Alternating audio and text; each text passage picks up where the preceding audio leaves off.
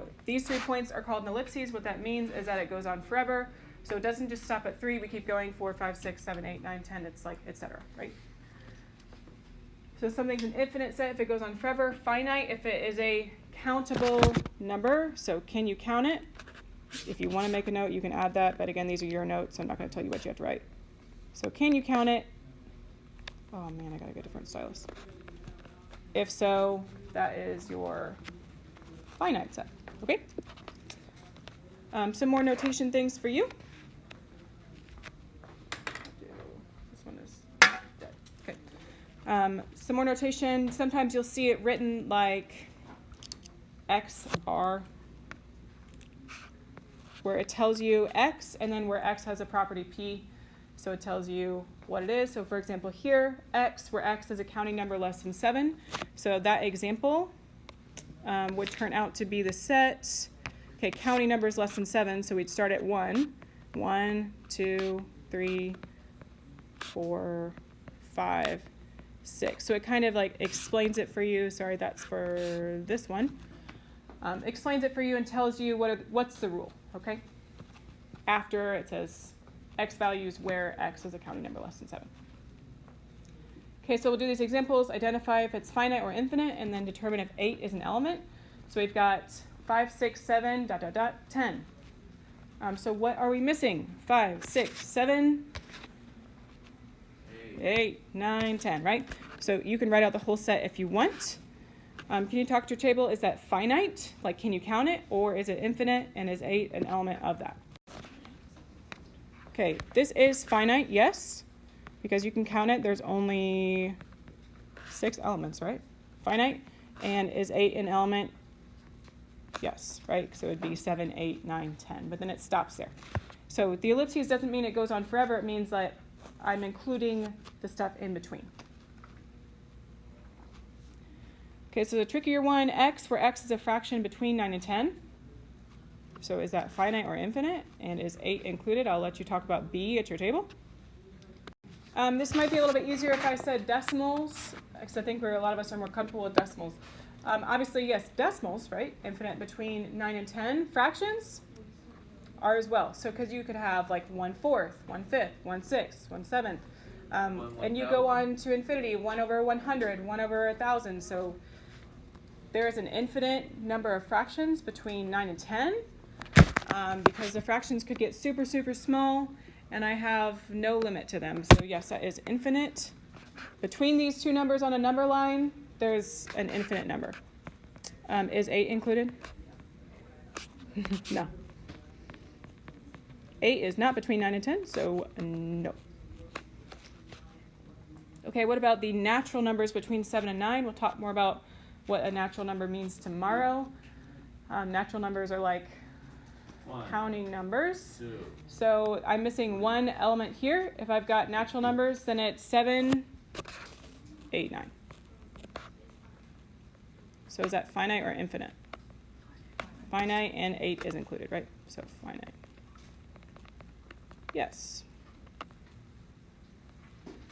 Okay.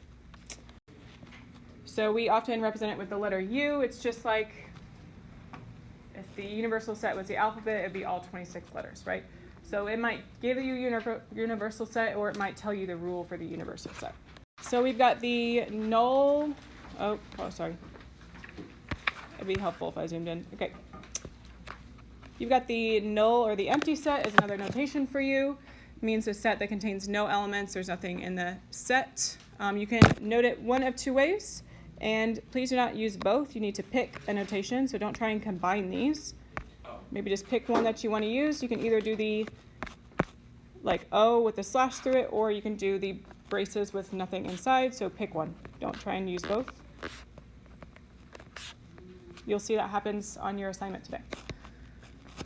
Okay, subsets is when you've got every element of A also in B. So for example here, 2, 5, and 9 are a subset of B, because I can see that 2, 5, and 9 are in B, and we'll highlight them. If you've got highlighters, feel free to use them. Right, so 2, 5, 9. Oh, whoops, what do we do here? What on earth? There you go.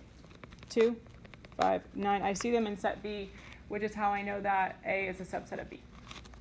So your notation there with like the sideways U with a line under it tells me that A is in B. Okay, and then complement. You've seen this notation before, maybe in geometry. A with the apostrophe. We read that as A prime or the complement of A. And so if I have a universal set U, for example, here it's the numbers from 1 to 10. A, it says, is 2, 4, 6, 8, 10. So the even numbers. The complement of A is what's the stuff in the universal set that I'm not seeing in A. So the opposite of A. So everything that's left over that's not in A. What would that be? I'll let you write it down. What is left over in the universal set that's not in A? Talk about it at your table. What would it be? If you're writing a set, you need to make sure you use the squiggly braces. It would be your odd numbers, right? 1, 3, 5, 7, 9. Great. Gets a little bit more complicated whenever you have two sets and you get a little confused maybe. So this time our universal set is the counting numbers up to 9. A is 2, 4, 6, 8. And then you've got B there, 3, 6, 9. So then we'll find each set. Again, look at the universal set. So when we're looking at A prime, we don't care about B right now. We just want to look at the universal set and say what's not in A that's in the universal set. So can you try that? I'll put the answers on the board, but you'll get more out of it if you try it yourself. So what's A prime, what's B prime?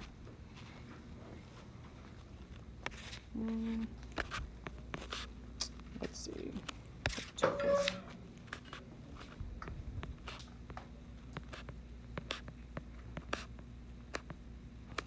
And then B prime.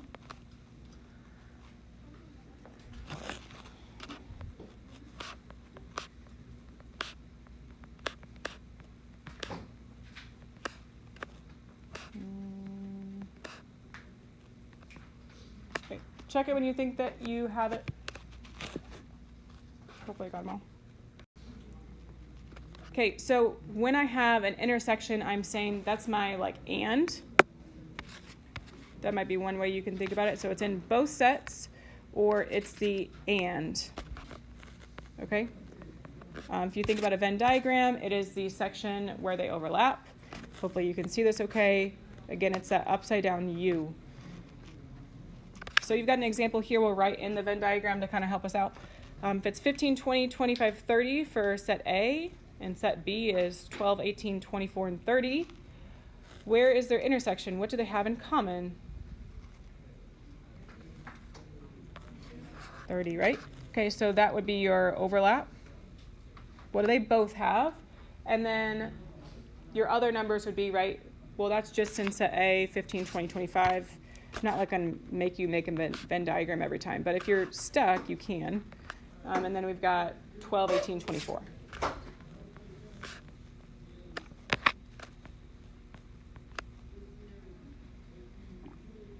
Okay, so for this one, the example, then my answer is the intersection between those two sets is, there we go, just the set that contains 30. So you have to still write it in the braces, because you're telling me that is the only element they have in common. Okay, last two definitions. Your disjoint sets would be two sets that have no elements in common. So like, I don't know, if you have a dog, but your person sitting next to you just had a cat, then you guys, if you try to make an intersection there, then it would be disjoint and it would be the empty set because you have nothing in common. Okay, and then the last one is the union. Okay, the union, remember what we talked about, is tell me all of the elements that you see. So if at your table, like Christian had a cat and Sadie had a dog, but then, oh my goodness, wait, Addison? Yeah. Sweet. Then Addison didn't have any pets, then the union between all three of them would just be cat, dog. Okay, because we're just trying to name all of the pets that I see. So here, if I've got the two sets 1, 3, 5, and then 3, 5, 7, 9, then all of the elements I see, 1, 3, 5, 7, 9, I'm not going to name 3 and 5 twice, even though I see them. okay? So you can flip it for me. We'll do one more example of a union, and then you have time to work, okay?